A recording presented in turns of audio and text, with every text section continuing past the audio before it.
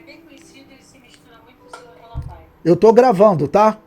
Para depois colocar lá aqueles nossos diálogos. Pode falar. E ele estava dizendo o seguinte: a igreja apostólica e a igreja primitiva nunca pregou arrebatamento pré-tribulacionista. Diz ele que a visão de Paulo e dos apóstolos era de um arrebatamento pós-tribulacionista. Entendeu? Ele cita os puritanos, ele cita os valdenses, ele cita os anabatistas, mas engraçado que ele não relaciona isso como uma igreja fora daquele movimento todo. É isso que me assusta quando a gente, entendendo isso hoje, como o senhor tem me ensinado, ver homens como ele, que tem a influência que ele tem, mas desconhecendo isso que o senhor tenta mostrar aí, entendeu? De que esse assunto do Apocalipse, o senhor está nos mostrando que a gente crê que ele é pré-tribulacionista. Ele era pregado já pelo discípulo de João, né? Que o senhor fala, né? O Policarpo, né? Sim. É Policarpo, né? É, Policarpo. É muito nome para gravar. Ele não relaciona. Ele diz que o pastor Assembleiro falou: essa história de arrebatamento pós-tribulacionista é coisa nova. Ele disse: não. Novo é vocês pregarem o arrebatamento pré-tribulacionista. Por isso que eu deixei de crer nele. Porque a igreja apostólica e a primitiva sempre falaram de um arrebatamento pós-tribulacionista. Ok, entendi. Olha, eu até coloquei lá no livro de história da igreja, né, comentários sobre escatologia, e nós podemos aproveitar esse momento para fazer mesmo um diálogo sobre isso, né? Coloquei lá textos falando sobre a escatologia ali nos anos 200. Então eu vou pegar aqui para tentar encontrar no livro de História da Igreja, o livro número 2, tá bom? Mas o que ocorre, o que a irmã falou, realmente é uma questão séria, que uma pessoa, vamos dizer, tão bem preparada, e você quer ver uma coisa, a irmã está falando do César Cavalcante, não é isso? Isso. Então, você sabia que eu conversei isso com ele? Eu tive lá no programa dele, e aí quando terminou o programa, nós ficamos conversando um pouco. Então eu falei sobre isso para ele.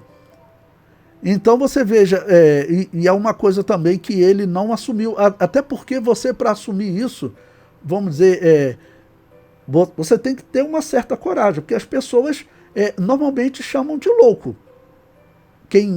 Eu falo o que os protestantes falam, né? Os protestantes falam: não, isso daí nada, isso aí é coisa de louco. É coisa de louco, para eles é coisa de louco, porque se nós provarmos isso, se ficar provado a teoria chamada sucessionista, que para mim é provado, não tem como aquela ser a igreja de Jesus, que representou Jesus aqui na Terra, não tem como. Então, se isso ficar provado, e para mim já está provado, o que são as igrejas protestantes? Elas não passam de uma extensão da Babilônia apocalíptica. Tá bom? Tanto que elas já voltaram para a Igreja Católica, já fizeram aliança em 2017 com a Igreja Católica. Ok? Então, eles, por exemplo, eles não concordam com isso. E agora, acaba que ele se apoia nos escritos, por exemplo, da Igreja Católica. Se ele fosse seguir os escritos da Igreja Católica, a Igreja Católica, ela pregava o quê? Esquece arrebatamento. Se ele quer seguir o que realmente estava na história, a Igreja Católica, que controlou a história, toda a escatologia dela, né, desde Eusébio de Cesareia, é que eles já estavam vivendo em Apocalipse capítulo 20, que o reino de Deus já chegou. E que esse negócio de grande tribulação, né, tá bom? Isso daí para eles já passou. Se ele fosse seguir a escatologia católica. Agora, se você quiser falar, eu estou procurando aqui Irineu de Lyon, né, que eu comentei com vocês alguns textos. Então a irmã ia falar, se quiser falar. É que quando o senhor fala, então, que é difícil É difícil para ele assumir isso. A gente entende também por que é difícil um Augusto Nicodemos, aquele outro que o senhor cita muito, que ele é famoso. Hernando Dias Lopes? Hernandes, por que é que eles... Vamos dizer mais do Hernandes, que o senhor chegou a citar, que ele fica com cara esquisita quando ele fala, né? Então, é difícil para eles também, porque um César Cavalcante, um homem instruidíssimo, né? Ele era um apologeta, não sei se ainda é, ele diz que não é mais, ele está assim meio desatualizado, mas ele não consegue, então, abrir mão disso aí que o senhor está falando, porque envolve muita perda, vamos dizer, perda humana, né? Imagine um Augusto Nicodemos e um Hernando Dias Lopes. Hernandes Dias Lopes abrindo mão do que eles pregaram a vida inteira para poder agora admitir assim, não, a gente está errado. É a questão, né? Você sabia que eu já me confrontei com isso na Assembleia de Deus? Porque tem pessoas na Assembleia de Deus que eles, lá na convenção, né, pessoas que conversaram comigo, que eles defendiam o errado. Ou seja, eles defendiam a história que é da Igreja Católica como sendo a Igreja de Jesus. E de repente chega alguém lá e mostra que ele está errado. E isso é ruim. Isso é ruim. Né? Não era para ter acontecido, mas até na Assembleia de Deus a gente encontra isso. E o que isso te parece? Não parece o mesmo que acontecia com os sacerdotes?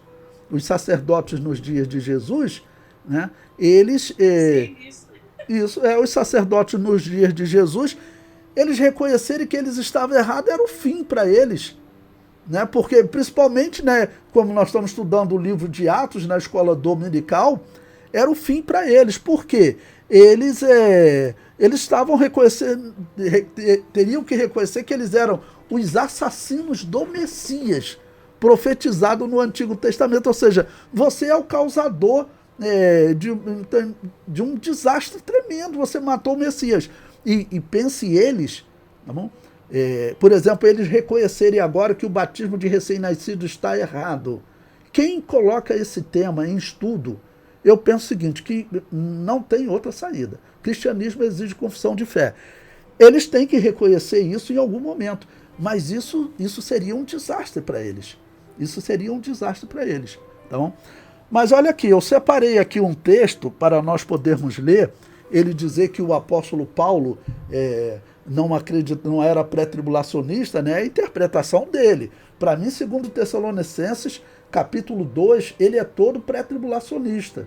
Ele mostra claramente que o corpo de Cristo, né, só há um que agora resiste até que do meio seja tirado. Lembrar que arrebatar é sinônimo de tirar, é tirar para fora.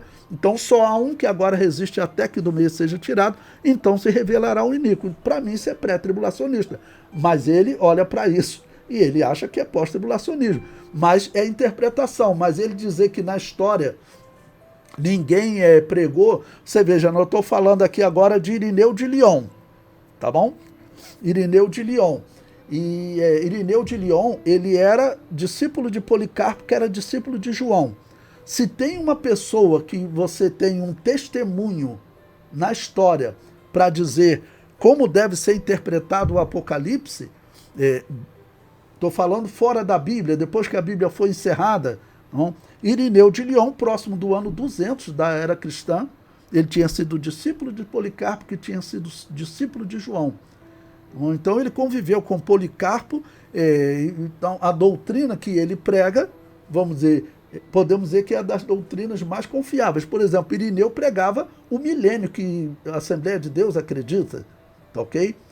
Dizendo que esse milênio, o reino de Deus vai ser implantado na terra. Tudo isso nós encontramos em Irineu. E olha aqui, eu vou ler um texto para vocês, olha. Ele diz o seguinte: por isso, quando no fim, de repente a igreja será levada daqui, haverá, como está escrito, uma tribulação como nunca houve desde o princípio e nunca mais haverá. Será a última prova dos justos e os vencedores serão coroados com a incorruptibilidade. Porque ele fala de uma igreja que ela de repente é levada daqui. Agora, nós sabemos também que alguns ficarão, principalmente os israelitas, né, que não creem em Jesus. Esses vão passar, israelitas e cristãos que estavam desviados, enfraquecidos, vão ficar. A Bíblia diz, Apocalipse 20, versículo 4, que eles são mortos e eles ressuscitam. Tá ok? Mas ele está falando claramente de um arrebatamento repentino. E ele prossegue, olha, aí falando da escatologia, ele diz, olha, por isso, na besta que há de vir, haverá a recapitulação de toda a iniquidade e de todo o engano, para que todo o poder da apostasia que se ajuntou e recolheu nela seja lançado na fornalha ardente. E ele falando também sobre o anticristo, né? Não somente pelo que foi dito até agora, mas também pelo que acontecerá no tempo do anticristo. Manifesta-se que o demônio, enquanto apóstata e ladrão, quer ser adorado como Deus e, enquanto escravo, quer ser proclamado rei.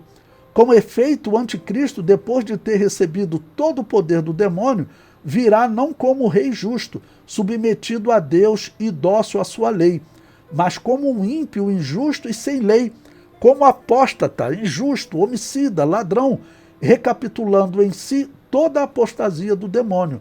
Rejeitará os ídolos para fazer acreditar que ele é Deus, mas se levantará contra o único ídolo, concentrando em si a falsidade de todos os ídolos, e para que os que adoram o demônio com a multidão de abominações o sirvam agora através desse único ídolo.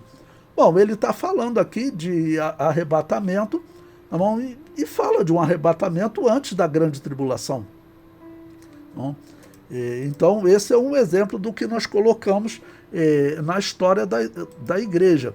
Mas a história da igreja que ele conhece é a católica. Foi portada pela igreja católica e onde ele reconhece a existência de cristãos como os valdenses, os anabatistas, ele cita os puritanos, ele cita vários nomes, mas ele não consegue separar isso quando ele fala disso, a não ser que, não é a não ser que, se ele entendeu o que o senhor falou, ele nega isso quando ele fala, porque a gente entende que ele não entende isso, de que era uma igreja fora.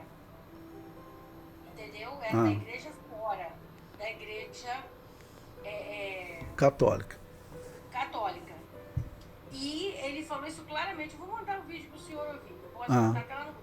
Ele fala claramente, a igreja apostólica e a igreja primitiva nunca pregou arrebatamento. Aí, quando o senhor vem falando, então, desse discípulo de Policarpo, Irineu de Lyon, né? Isso. Pregou sobre isso, que deixou esse escrito aí sobre isso, ele então desconhece. Porque esse homem não fazia parte lá dos anos 200? Fazia. Primitiva, né? Anos 100, anos 200, igreja primitiva. Então, ou ele nega, ou ele desconhece. Mas o senhor está falando que conversou com ele, mas não quero atrapalhá-lo. Não, tá certo. Esse diálogo é bom para o nosso exercício, né? Eu estou até gravando aqui, que aí depois eu coloco lá para vocês ouvirem. Mas talvez ele não tenha concordado, né? Mas, por exemplo, para ele, eu falo o seguinte, é uma decisão fatal. Seguindo a lógica, a fé dele tem que deixar de existir. Eu falo isso para a Assembleia de Deus, falei na convenção, se nós dissermos que nós saímos da Igreja Católica, pode esquecer a nossa fé.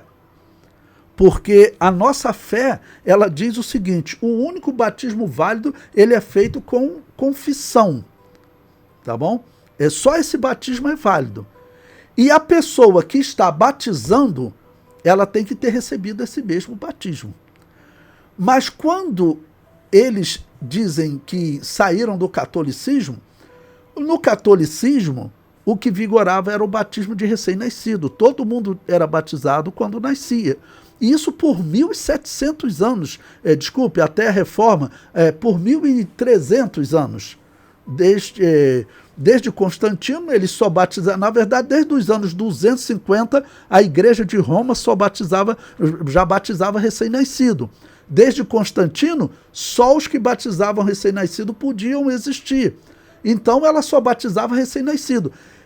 Se ele é um batista, tá bom? Ele acredita no batismo de adulto.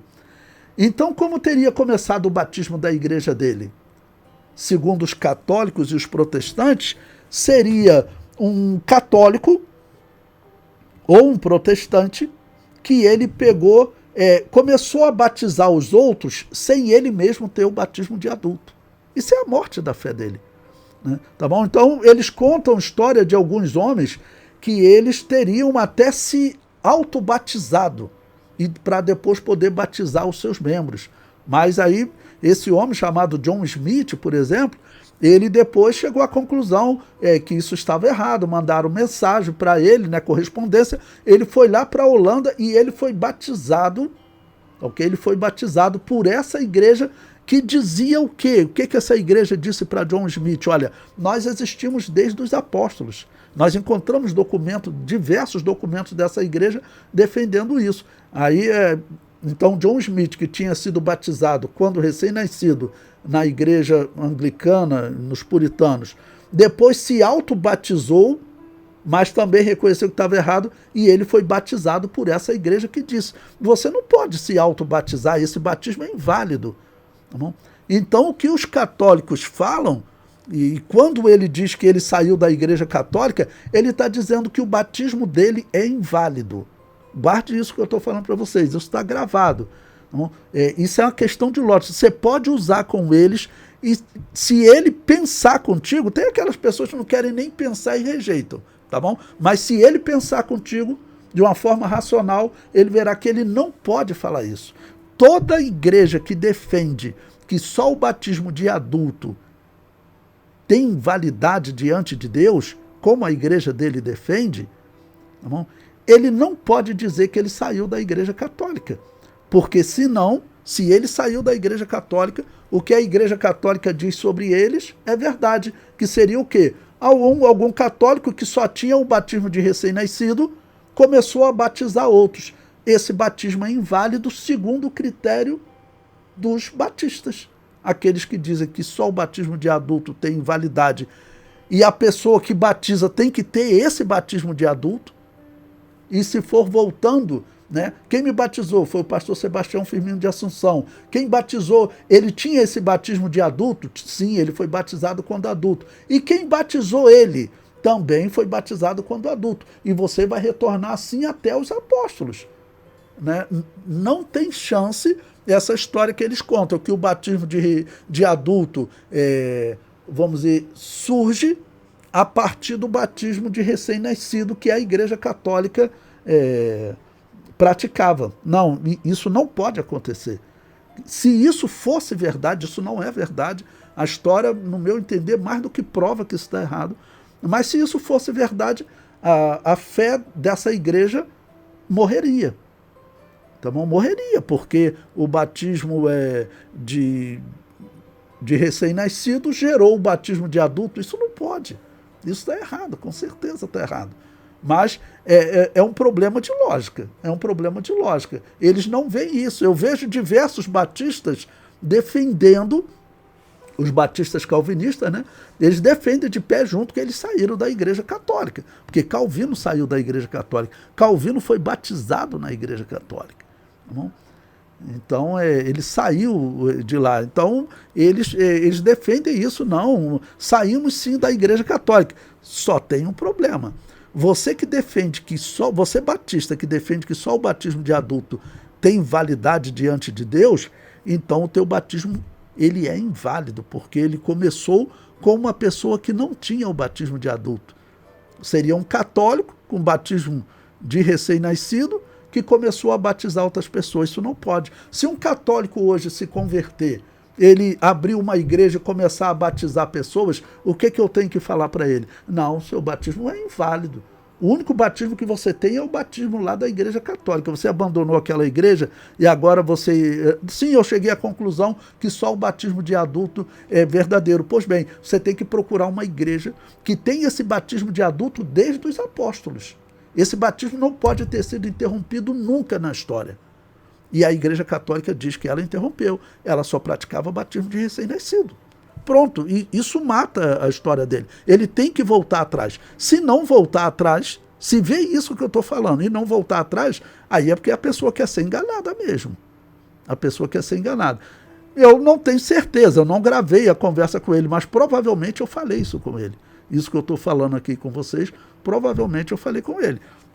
Bom, no meu entender, vocês podem opinar, mas não tem como.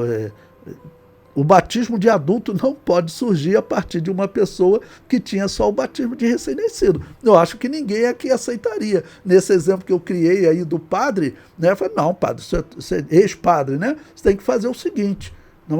Essas pessoas eram todas da paróquia. Isso aconteceu muito no período do estudo dos protestantes. É o que nós estamos estudando, história da igreja, né? Um padre que ele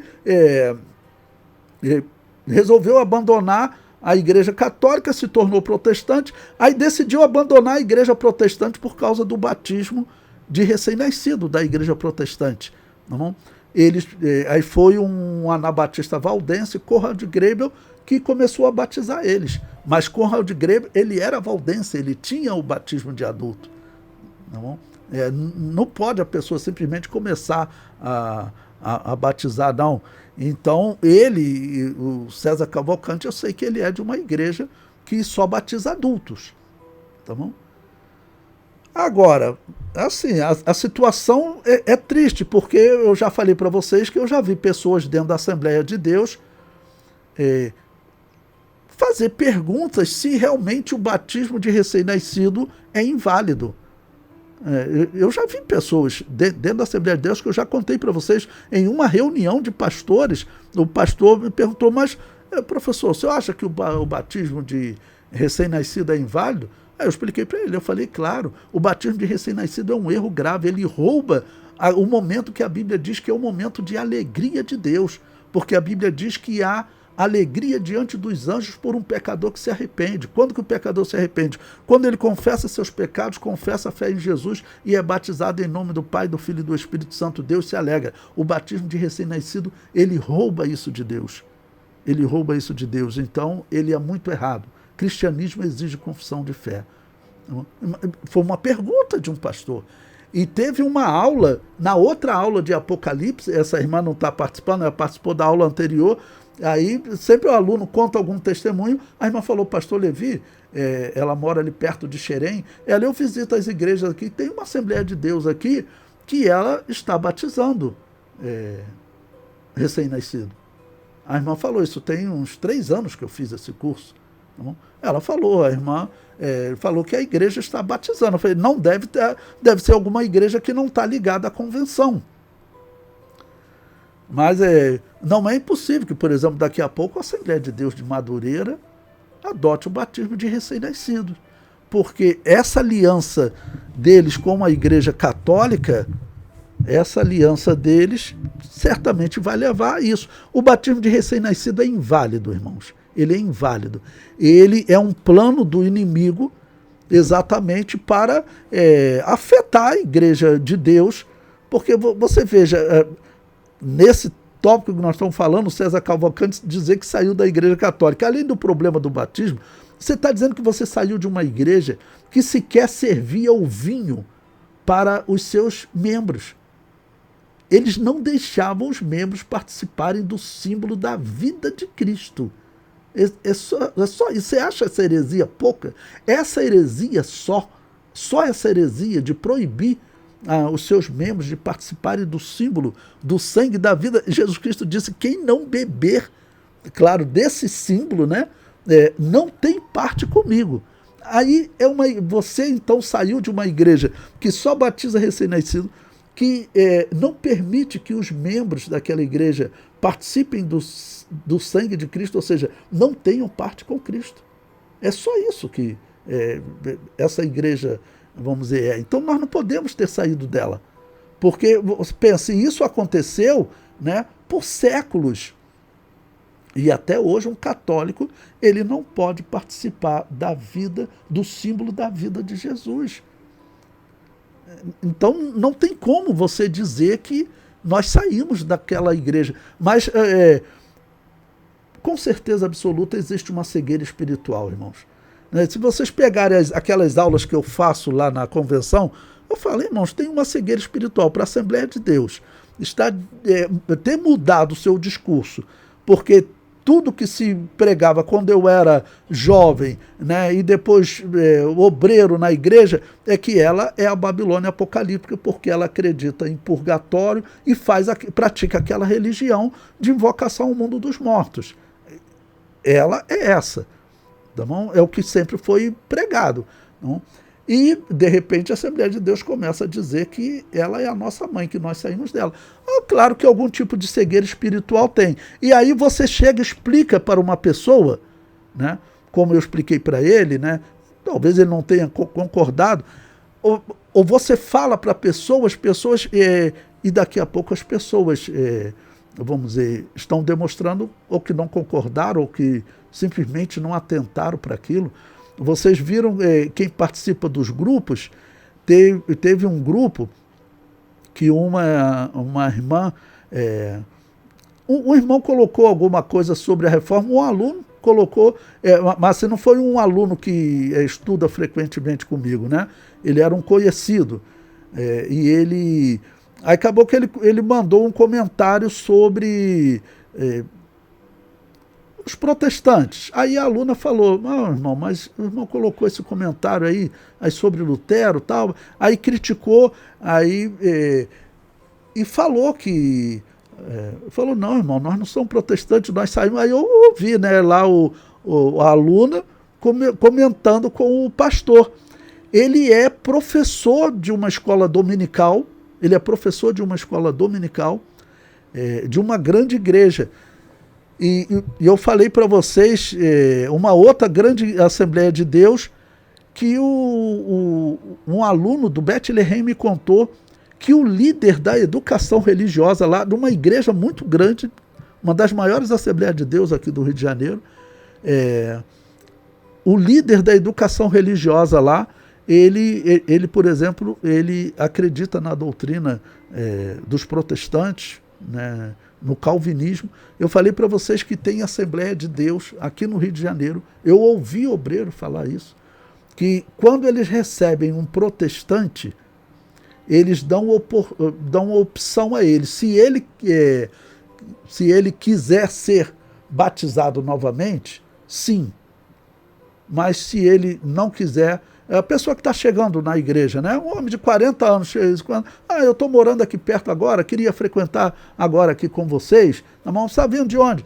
Eu sou luterano, eu sou presbiteriano, tá bom? Eu preciso me batizar? Fala assim, não, fica a seu critério. Se você não quiser, você não precisa se batizar. Mas é claro que isso está errado. É claro que isso está errado. O batismo de todos os protestantes é um batismo inválido. O batismo de recém-nascido é um batismo inválido. E isso faz parte aqui da escatologia do Apocalipse, porque claramente isso é um erro, alguma cegueira espiritual que está entre nós, que a igreja não está conseguindo ver isso. Aí quer dizer, entra no corpo de Cristo, pelo menos teoricamente, ou seja, vai fazer parte, será um membro agora, uma pessoa que tem um batismo inválido.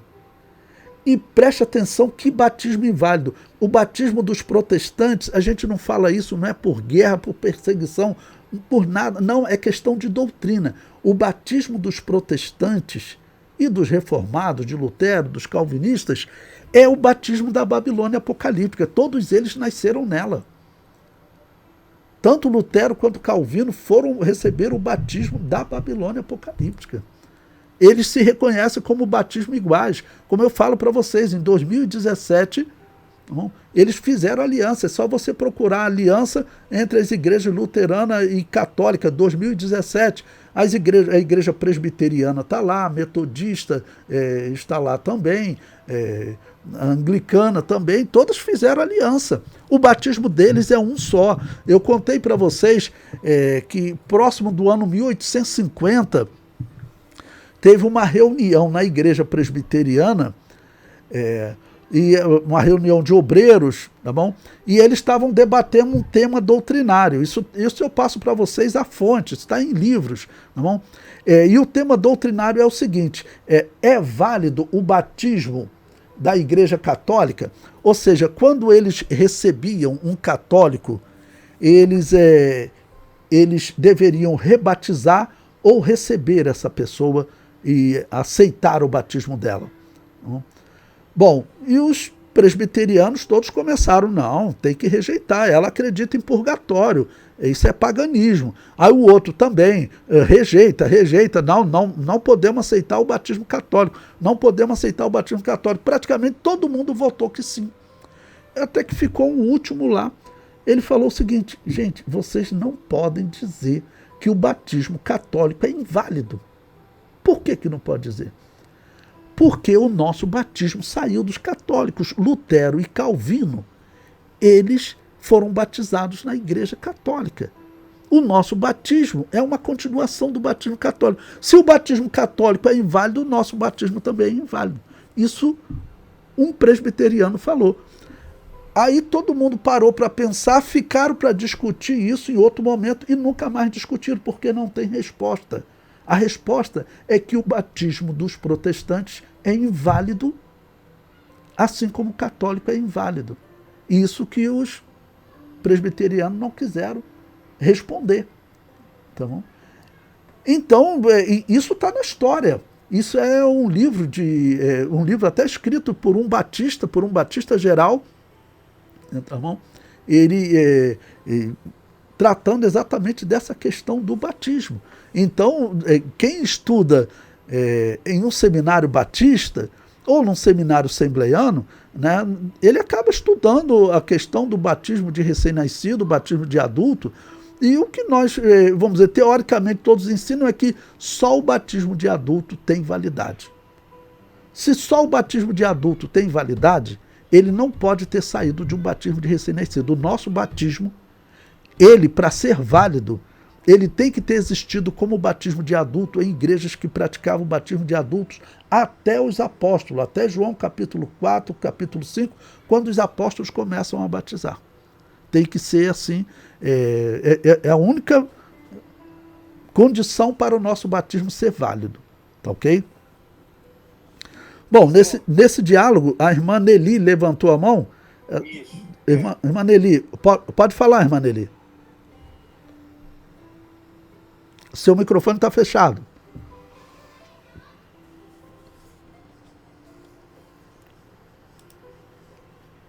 Ainda está. Ainda está fechado, irmã Nelly. Agora tá. Ok, estou ouvindo agora. A paz. Senhor, boa noite. Sim. Eu estou ouvindo tudo que o senhor falou. Realmente sabemos que é inválido o batismo de recém-nascido por todas as questões que o senhor já explanou, não apenas nessa aula, mas em anteriores. Aí a minha questão é o seguinte, é uma colocação que eu gostaria de fazer, na verdade uma pergunta, que eu tenho um pensamento, mas eu gostaria que o senhor colocasse o seu. Como fica a fé e a salvação desses irmãos presbiterianos, metodistas, né? Que até estão lá com sinceridade, creio eu, e que por desconhecimento ainda permanecem naquele local. Eu estou dizendo assim, a fé para a salvação, como é que fica? Qual é a visão do Senhor a esse respeito? Então, a pergunta é boa, né? É uma pergunta que, assim, você tratar, entendeu? De como Deus vai tratar com cada uma dessas pessoas, porque nós sabemos o seguinte, que uma pessoa, se tiver uma exceção como o ladrão da cruz, ele foi salvo até sem ele chegar a ser batizado, tá bom? Mas se a pessoa está, por exemplo, com um batismo inválido, ela olha na Bíblia, tudo que a Bíblia fala, entendeu? É que o batismo deve seguir uma confissão de fé. Todos os exemplos que nós temos na Bíblia, o apóstolo Paulo, quando fala para o carcereiro, não vai falar de batismo, eles vão ser batizados se você crê. Não, todos, né? O batismo é para quem crê. Por isso, o batismo de adulto, na história, ele também é chamado de batismo de crente. Ou seja, o batismo daquele que crê. Essas pessoas, doutrinariamente, estão com batismo inválido. Não? Doutrinariamente, essas pessoas têm que procurar uma igreja verdadeira que tem o batismo de adulto, né? E vamos dizer, a princípio assim, estão condenados. Será que Deus trata de uma maneira diferente, de forma misericordiosa, para uma pessoa que, por exemplo, ela não pratica aquela religião má, ela apenas espera que o padre faça uma oração ao mundo dos mortos, ou seja, pratique a religião de Baal, para tirar o parente dele de lá? Ela está num ambiente herético, né? Então, o que nós temos que falar para eles que eles têm que procurar salvação. Eles não devem ficar num lugar errado como esse. Um exemplo que eu cito, e certamente já contei para vocês, espero que vocês tenham pesquisado, mas vocês acompanharam o problema que aconteceu aqui na primeira igreja batista de Niterói sobre a maçonaria lá.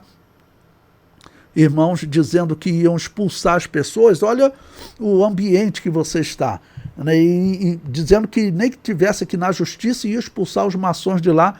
Os maçons responderam que eles não sabiam o que eles diziam, não tinham como eles fazerem isso, porque foram os maçons que organizaram aquela igreja ali. E a história realmente diz que aquela igreja ali foi organizada por aquele pastor maçom, naquele livro que eu sempre cito para vocês, Centelha em Restolho Seco, Rastro de Sangue ou Rastro Maçônico. Conta a história desse pastor, e ele fundou a igreja lá em Santa Bárbara do Oeste, fundou a Igreja Batista da Lagoinha, fundou essa primeira Igreja Batista de Niterói. Você vai lá, a arquitetura é toda a arquitetura da maçonaria. Aí eu respondo com a irmã o que eu normalmente digo: se eu encontrasse um desses irmãos que estão lá tentando expulsar a maçonaria, sai correndo daí, meu irmão. Porque realmente aquele prédio ali, segundo a história, ele foi construído, a arquitetura está lá, a arquitetura da maçonaria. Ele foi construído com dinheiro da maçonaria, e quem controla essas igrejas é a maçonaria. Quem controla essas igrejas? As igrejas protestantes, aquela ali é uma igreja batista protestante. Tá bom? É uma igreja batista protestante. A igreja batista protestante é essa igreja, tá bom, que acredita que nós saímos da igreja católica. Se você conversar com um cristão da igreja batista geral, por exemplo, irmã Cleonice, a aluna que está aqui, ela pode fazer um teste. Ligar para o pastor Reinaldo. O pastor Reinaldo, ele é um pastor da Igreja Batista Geral.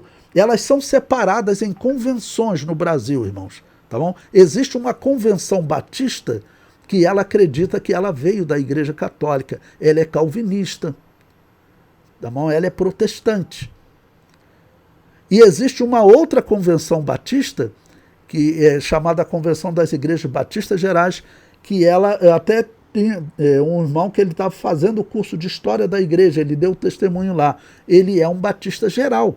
Tá bom? Então, eles normalmente acreditam que o que eles pregam, como o pastor Reinaldo, que deu aula no Bethlehem, eles pregam que eles saíram das igrejas valdenses, anabatistas.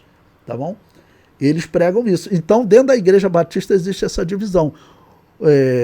Agora, o César Cavalcante, pelo que a irmã Cleonice falou, ele segue essa corrente da Igreja Batista protestante. Isso é uma coisa horrível, mas que a gente tem que falar. Essa igreja não é cristã. Eu falava isso para o pastor Reinaldo, meu amigo. Falou, pastor Reinaldo, vocês não deveriam considerar ela como igreja cristã. Ela é outra doutrina da salvação. É outra doutrina da salvação. E a história deles é toda controlada pela maçonaria. Não é assim a maçonaria aparecer em alguns casos, não. Né? Se você ler esse livro, o pastor protestante, ele vem para o Brasil, tá bom? Ele abre na mesma rua em Santa Bárbara do Oeste um templo do satanismo maçônico e um templo batista protestante. Se você pesquisar isso na internet, você vai encontrar Batista escrevendo, como pode, por que um missionário batista vinha e ele era consagrado dentro do salão da maçonaria?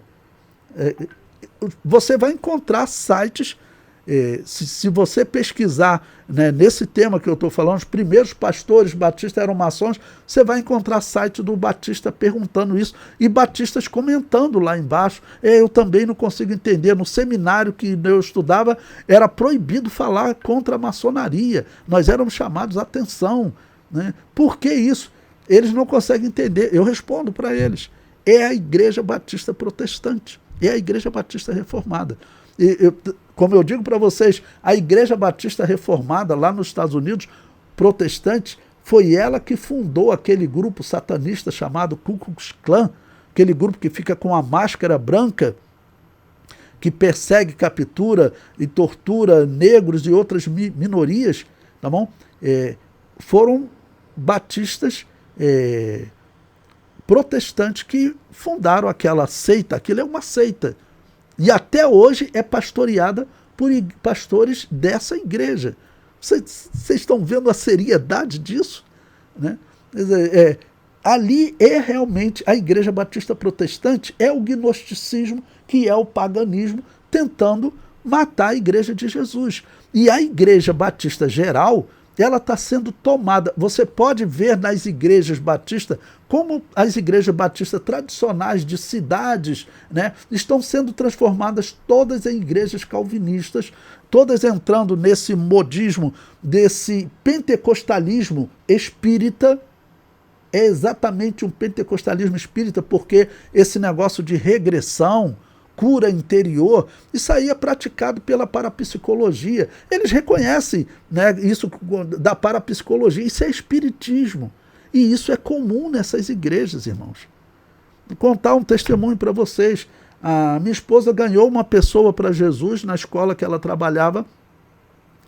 Então essa pessoa, ela começou a frequentar as igrejas batistas, foi convidada para ir na igreja batista fundada por esse pastor que está contando lá nesse livro Centelha em Restolho Seco, Rastro de Sangue, o Rastro Maçônico, a igreja da Lagoinha. Nós vamos convidar ela foi.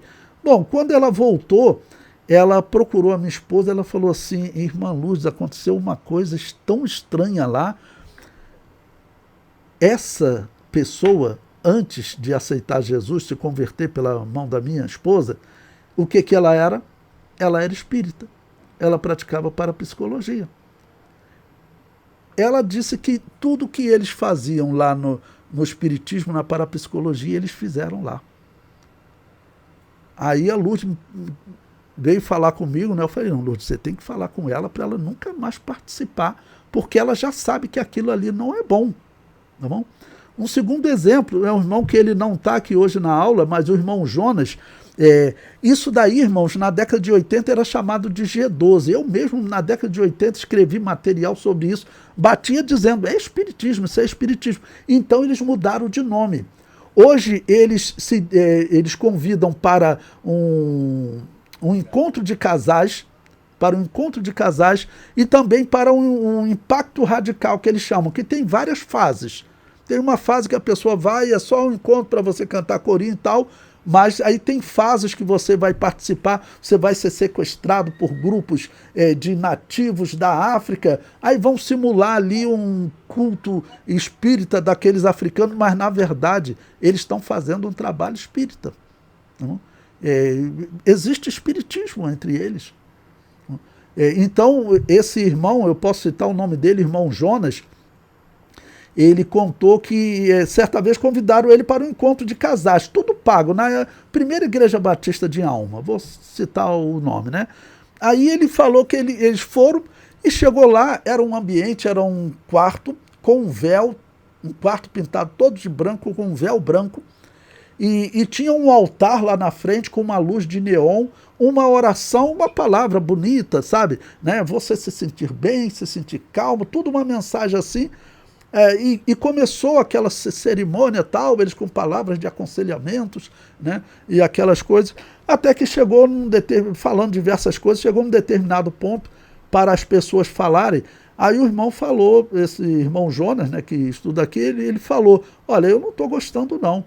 Esse ambiente aqui, isso aqui é tudo muito estranho, esse véu branco, essa parede toda branca, esse altar com essa luz de neon, por que não botou um salmo ali para nós lermos? Esse todo ambiente, isso aqui está meio místico, eu não estou gostando não.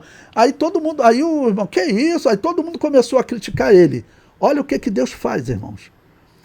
Uma pessoa falou assim, olha só, eu estou visitando aqui, eu não sou nem crente, eu posso falar. Aí eles falam assim, olha, até para desviar, né, da crítica do irmão, peraí, vamos ouvir a pessoa ali atrás. Olha o que Deus faz. O indivíduo pegou e falou o seguinte, olha, eu quero dizer para vocês que eu não sou cristão, eu vim aqui para visitar, porque a minha esposa atual, ela frequenta essa igreja, foi convidada, e aí eu não sou cristão, mas eu quero dizer para vocês, quero fazer um comentário sobre esse ambiente aqui. Antes de ser casado com essa minha atual esposa, eu era casado com uma outra que ela era espírita. E ela me levava lá, eu ia com ela também, eu respeito todos, ela me levava lá naquele salão daquelas práticas de parapsicologia. E eu quero dizer para vocês que tudo que vocês têm aqui é 100% igual ao que eu encontrava lá no espiritismo kardecista. Aquela oração, aquele texto daquela oração ali, então, é a mesma oração que tinha lá, inclusive a luz de neon, essa música que vocês colocam aqui, com som de cachoeira, nesse fundo suave, era a mesma música que tocava lá.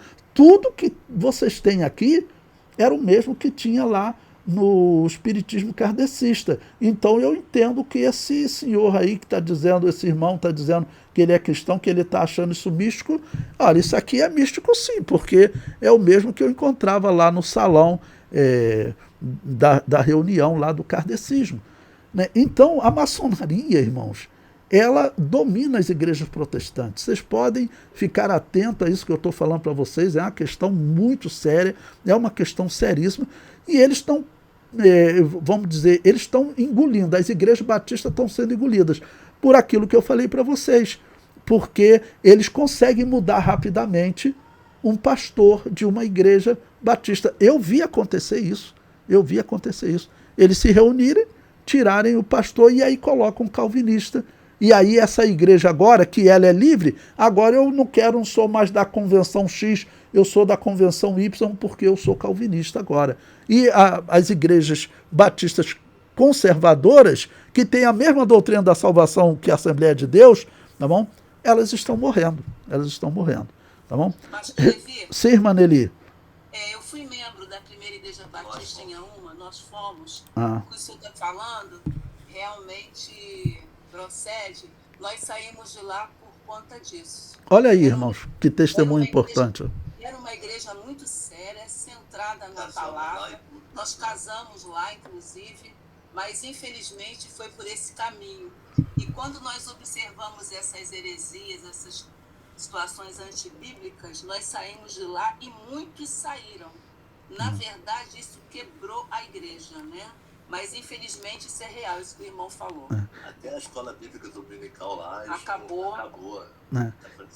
Irmãos, e mata mesmo. Vocês sabem que a história da Assembleia de Deus de São Cristóvão foi a mesma história. A Assembleia de Deus de São Cristóvão morreu. Ela foi vendida agora para a Assembleia de Deus de Madureira, que tem ligação com a Igreja Católica. A Assembleia de Deus de São Cristóvão, eles também colocaram lá o filho do pastor Túlio, ele colocou esse movimento do G12 lá, matou a igreja morreu. A Assembleia de Deus de São Cristóvão era a igreja mãe do Rio de Janeiro, né? Olha, eles conseguiram matar a Assembleia de Deus de São Cristóvão e vão matando mesmo, porque acaba que você, no final, eles vão tomando, não vou citar nome de pastores aqui, mas como um pastor, um conhecido meu, que ele pastoreava uma igreja dessa, os jovens foram participar desse encontro, Impacto Radical. Aí voltaram de lá querendo mudar a igreja toda, entre as coisas, pintar a igreja de preto, mudar, inclusive com a doutrina calvinista. Esse pastor, ele falou, não, enquanto eu for pastor dessa igreja, não, doutrina calvinista de jeito nenhum, essas coisas.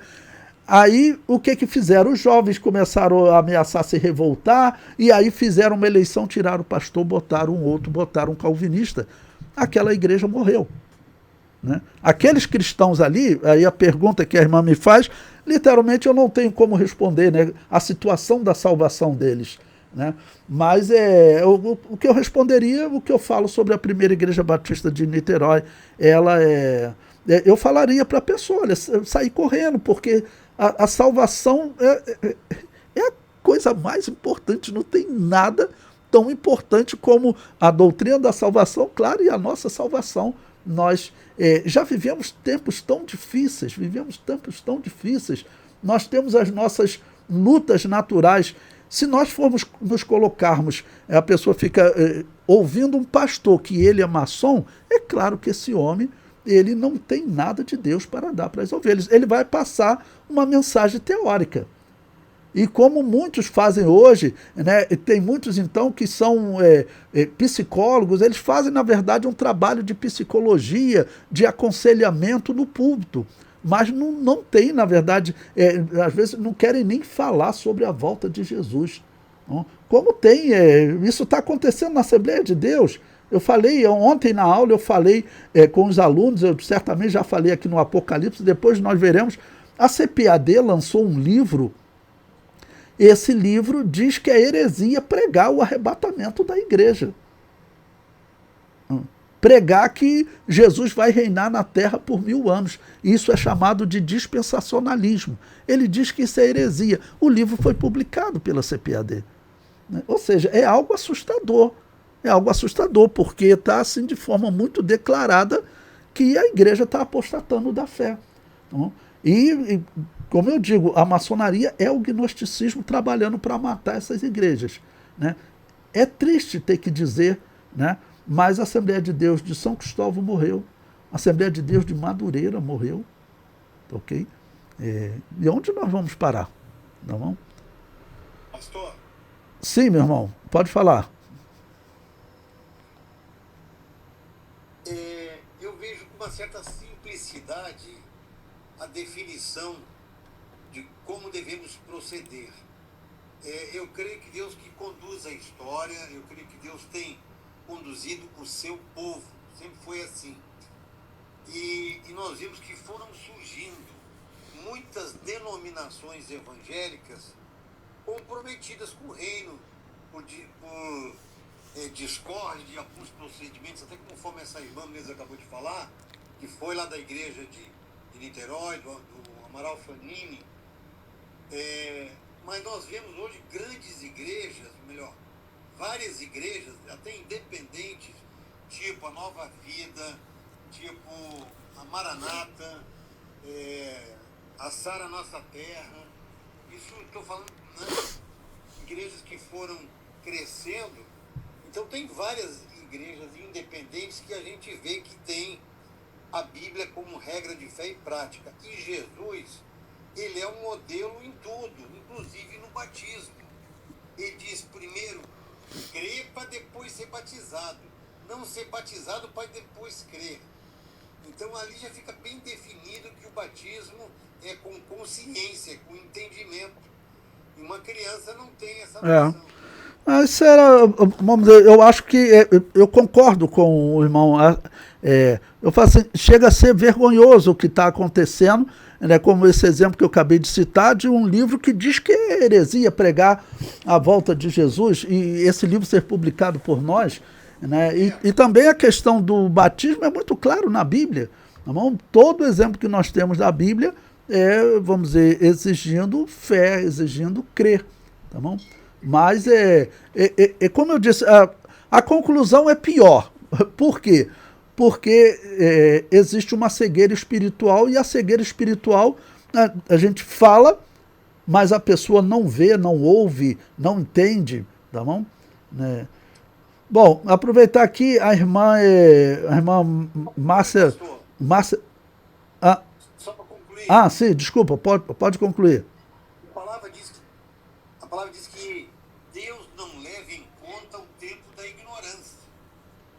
Então, eu agora que eu estou estudando com mais profundidade, eu já fiz vários seminários pequenos, pequeno, de 1 ano, de 2. Mas agora a história da igreja, eu estou no 2º ano, estudando com profundidade como o irmão. Aqui agora é Apocalipse. Então, eu entendo que uma igreja bem estruturada, firmada no Novo Testamento, a parte de histórica, a parte melhor histórica, ela não tem grandes influências para prejudicar a salvação daquela membresia ou das pessoas.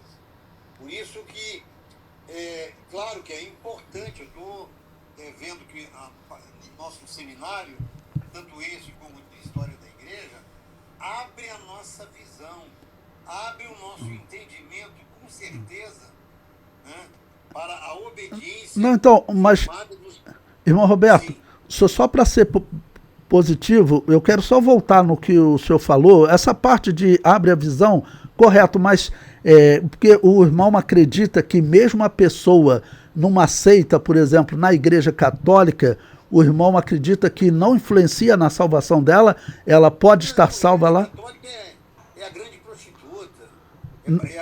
Não, então eu não entendi o que o senhor falou. Em relação à salvação, quem está na seita, o que o irmão acredita? Que foi a pergunta da irmã Nelly, né? O irmão acredita que quem está lá na seita, ele perde a salvação? Não, eu não entendi. Ele estando numa igreja que aceita, perde a salvação? Se a pessoa, a Igreja Católica, ela é uma seita, certo? Não é uma seita herética, tá bom? Então, Sai dela, isso. isso. As igrejas protestantes também, porque tem um batismo inválido, é uma seita herética, certo? Sim, Então, concordo. aí eu respondendo a pergunta da irmã Nelly, não, que, vamos dizer, a princípio nós temos que julgar que eles não são salvos. Eles estão sendo enganados. Não? Se Deus tem uma misericórdia especial, uma pessoa que às vezes a pessoa está lá nem sabe o que está acontecendo, aí é julgamento de Deus, tá bom? Mas doutrinariamente, a pessoa que se envolve, por exemplo, a pessoa, quem é católico, em algum momento ele vai ter que ir lá pedir o padre, tá bom, para fazer uma missa do 7º dia para a alma do parente dela sair do purgatório. Então, nós falamos o seguinte, isso é inaceitável, né? Então, aí então, para entender, quem é católico e protestante, o irmão acredita que é salvo ou não? Não, que não é salvo. Ok. Não, foi só que então teve uma parte que você falou, aí então eu não tinha entendido. Está falando muito eu sou da Assembleia de Deus de Madureira, está tomando outro rumo. Né? Eu conheço muitas igrejas da Assembleia de Deus, Ministério de Madureira. Muito. Algumas lideranças, alguns pastores, aqui na região tem alguns que eu conheço, e sabem que alguns procedimentos do bispo, né, tanto do bispo Emanuel, e os filhos, o Abner, né, que fizeram aquela concordância que o irmão destacou bastante. Né? Tenta resumir que o nosso tempo está curto, eu ainda tenho que responder outras perguntas. Vai lá. Esse pessoal eu acho que está salvo. Eu acho que isso aí não vai mudar a visão dessas igrejas filiadas à matriz. Não, eu entendi. Aí é uma outra questão. Vamos dizer, Madureira, ainda prega a doutrina da salvação, tudo, está numa aliança doutrinária estranha, né? Tá bom? Mas o irmão está falando então dos membros dela. Então, sim, os membros da Assembleia de Deus de Madureira tem pessoas que eu conheço, até aluno do seminário há 2 anos, tá bom? E é de lá, não. Aí sim, eu também acredito que se andar no caminho correto, vai estar salvo. Agora, é uma situação espiritual difícil, porque, de uma certa maneira, eles estão debaixo do jugo da Igreja Católica. A possibilidade do inimigo conseguir colocar uma armadilha para eles é grande. Tá ok? Pois bem. Então, a irmã Márcia Delgado, a irmã mandou a pergunta aqui, pastor, então cura interior é heresia ou antibíblico? A irmã quer falar, irmã Márcia? A pergunta é só essa mesmo. Se a irmã quiser falar, pode abrir o microfone.